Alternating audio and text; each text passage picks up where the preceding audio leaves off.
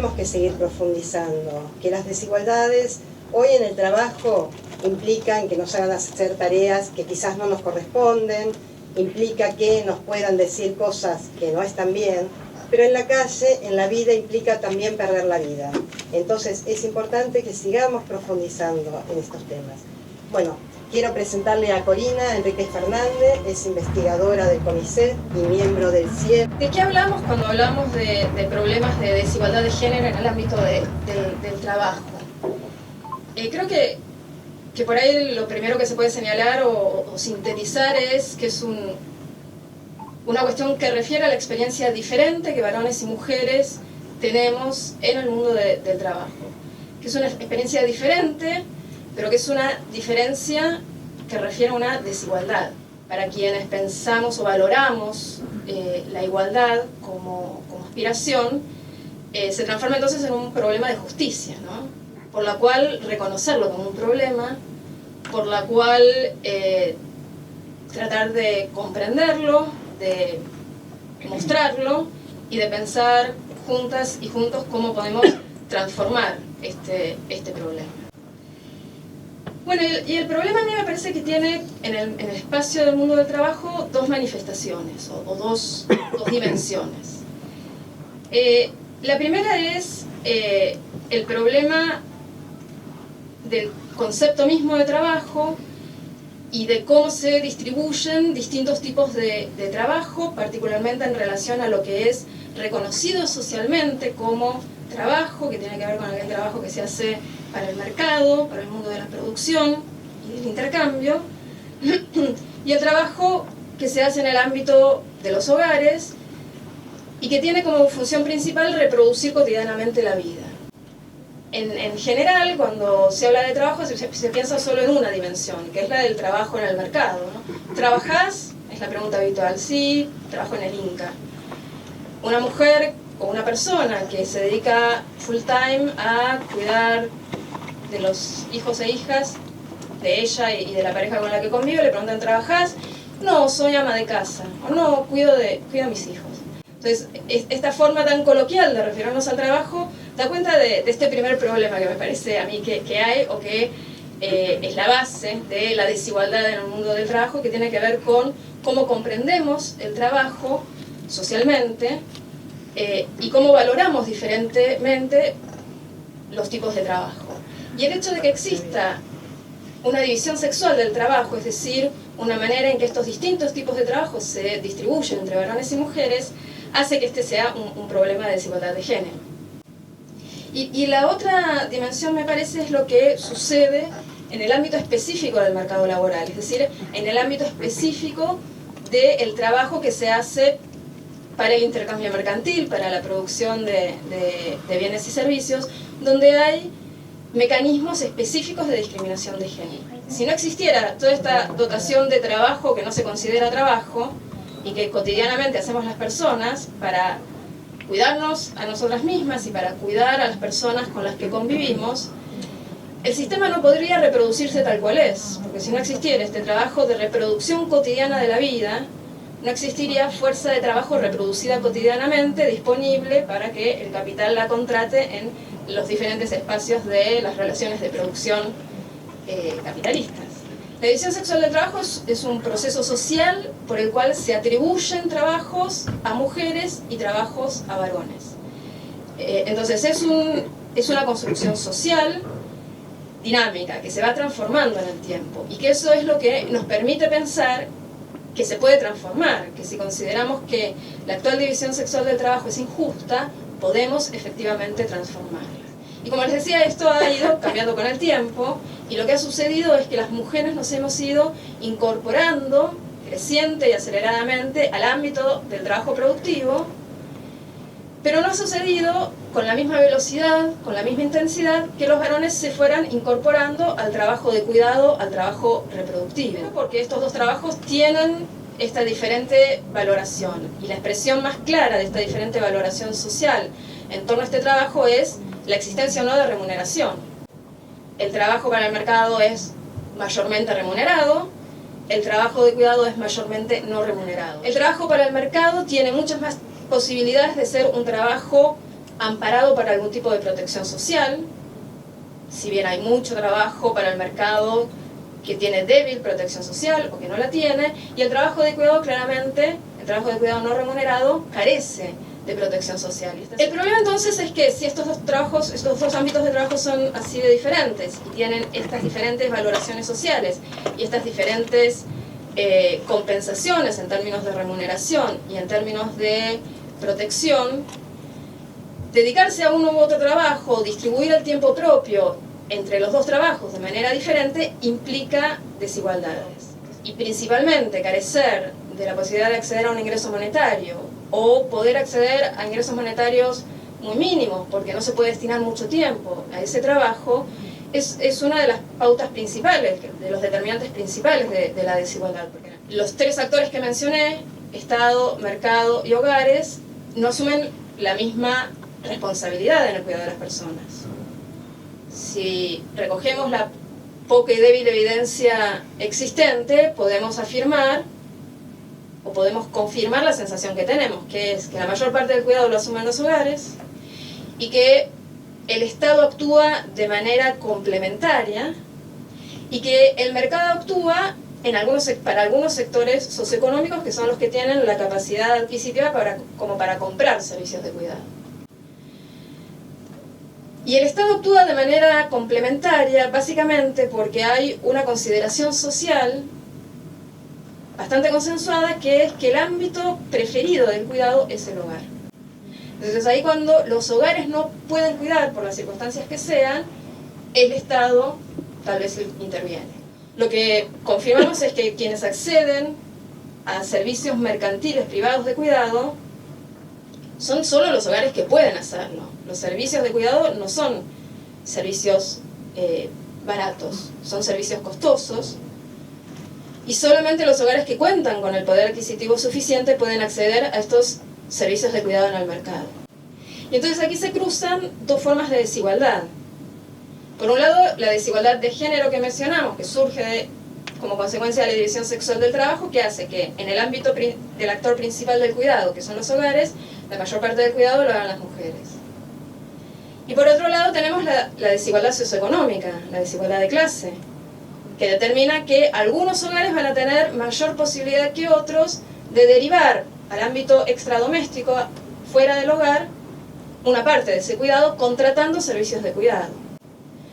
Entonces, hogares con las mismas demandas de cuidado, con las mismas necesidades de cuidado, algunos podrán contratar servicios de cuidado y entonces distribuir de mejor manera las responsabilidades de cuidado, y otros, la mayoría, no tienen esta posibilidad, porque ante la debilidad e insuficiencia de los servicios públicos de cuidado, no pueden contratar servicios privados de cuidado porque son costosos. Entonces la variable de ajuste de este cuidado es el tiempo de cuidado de los miembros del hogar, y tal como nos muestran las estadísticas, esta distribución del tiempo de trabajo de cuidado en el ámbito de los hogares es muy desigual entre varones y mujeres. Las encuestas de uso del tiempo nos muestran, en América Latina en general y en Argentina, si bien no tenemos una encuesta de uso del tiempo, tenemos un primer módulo de trabajo no remunerado al que le podemos hacer muchas críticas, pero que nos brinda una primera aproximación a cómo es esta situación en Argentina. Y lo que nos muestra este módulo es que las mujeres dedicamos el doble de tiempo que los varones a las tareas de cuidado. Porque lo que está establecido socialmente es que el cuidado es la responsabilidad de la mujer. Y que la mujer de alguna forma se arregla para atender las necesidades de cuidado. Y la forma básica ante la inaccesibilidad de los servicios de cuidado del mercado y ante la insuficiencia y debilidad de los servicios públicos de cuidado es el tiempo propio. Es el tiempo que las mujeres destinamos a cuidar. Y así aparece esta idea de las mujeres teniendo varias jornadas laborales, ¿no? La jornada para el mercado, la jornada de trabajo en el hogar, y si también hacemos militancia gremial o hacemos militancia política, la jornada de trabajo en la comunidad en las zonas que sean. Entonces la variable de ajuste en esta injusta organización social del cuidado es el tiempo y la calidad de vida de las mujeres. El principal obstáculo que las mujeres seguimos teniendo para participar plenamente en el mercado laboral es esta organización social del cuidado injusta.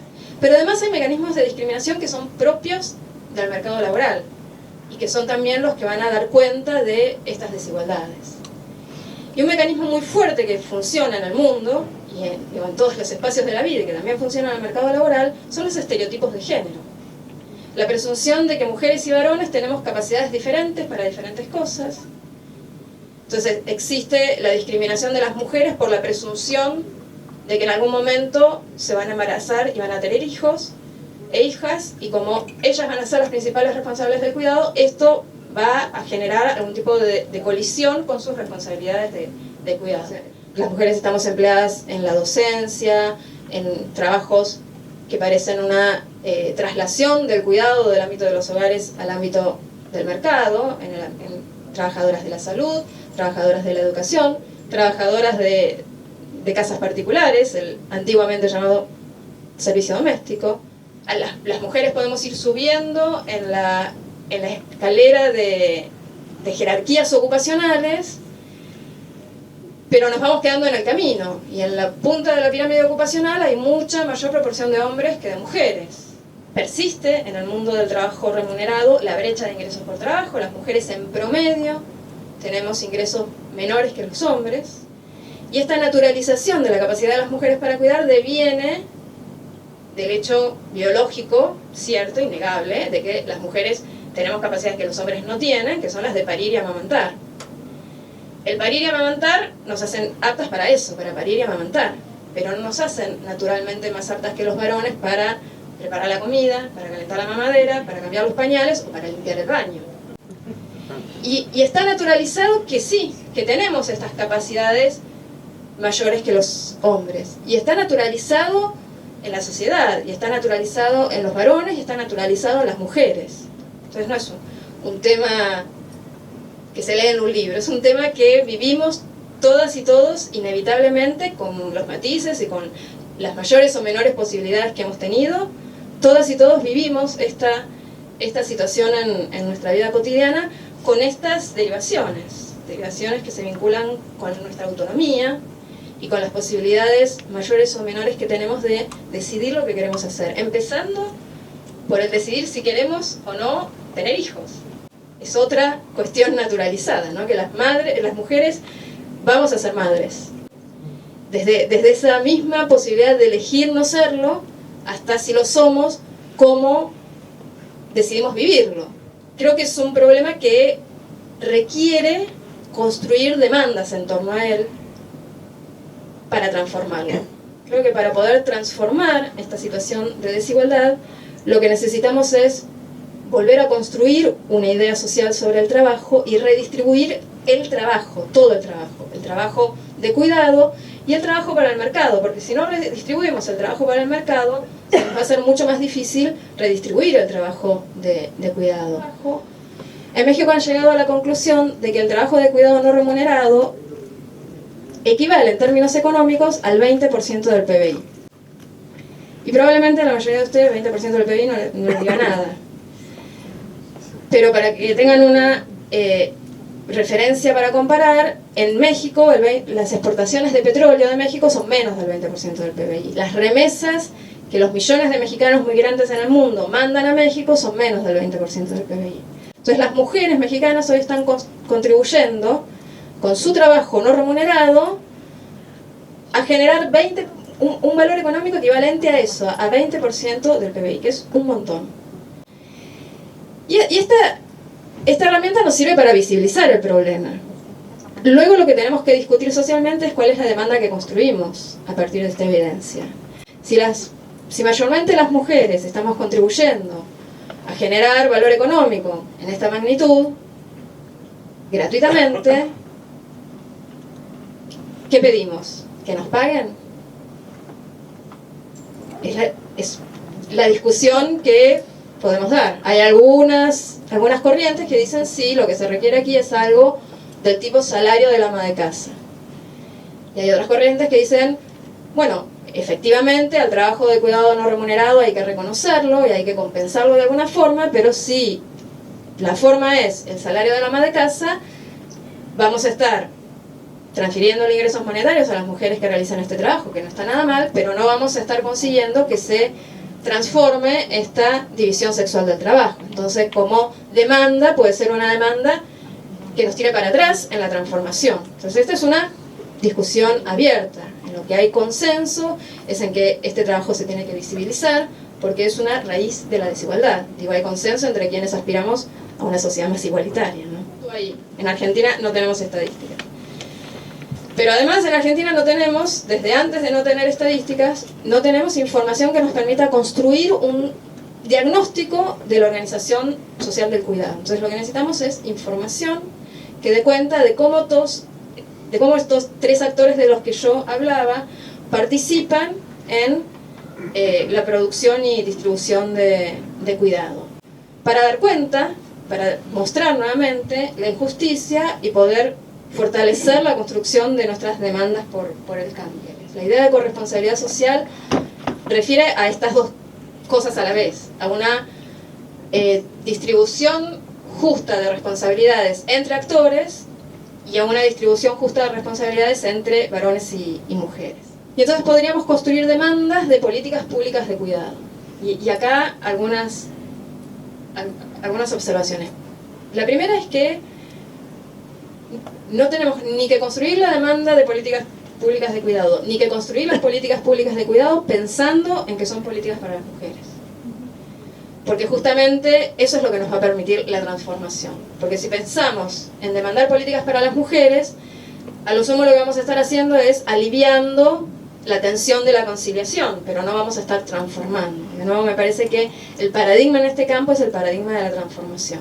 Entonces el punto de partida es pensar y reclamar políticas que permitan esta transformación y que permitan una verdadera corresponsabilidad. Entonces, en términos de regulación, una primera demanda, pero como muy inmediata, debiera ser homogeneizar y universalizar el alcance de las protecciones que hoy existen. Y creo que lo segundo es la demanda por la ampliación de estas regulaciones. Y el campo de las licencias es una demanda de la que ya se ha empezado a hablar en Argentina, también en los ámbitos sindicales.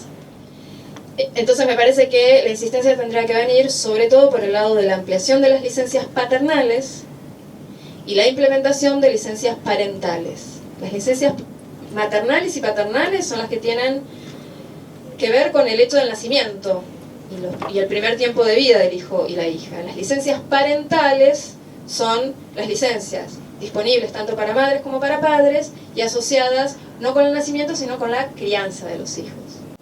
Entonces, ejemplos en el mundo, en varios países de Europa existen licencias parentales. ¿Y qué es lo que las experiencias europeas nos enseñan respecto de esto? Que cuando estas licencias están disponibles, quienes mayormente se la toman siguen siendo las madres.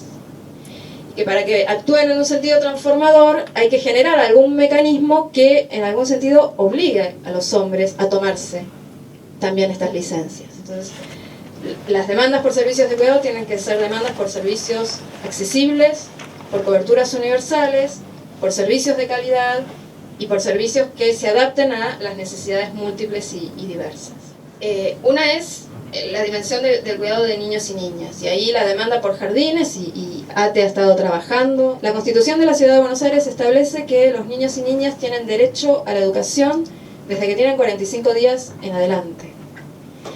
Este derecho que establece la Constitución de la Ciudad de Buenos Aires hoy no está garantizado para miles de niños y niñas porque el gobierno de la Ciudad de Buenos Aires no tiene una oferta de educación inicial para niños de menos de 5 años que satisfaga esta demanda.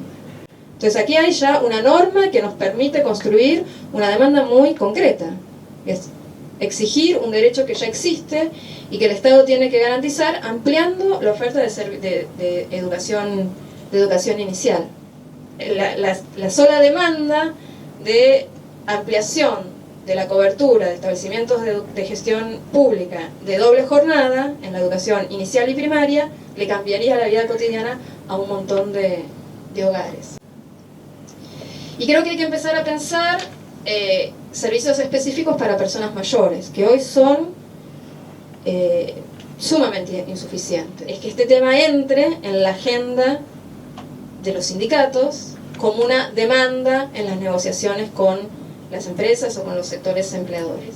También me parece que tener una regulación muy rígida de los medios de comunicación en esta materia, porque son un reproductor de estereotipos de género contundente.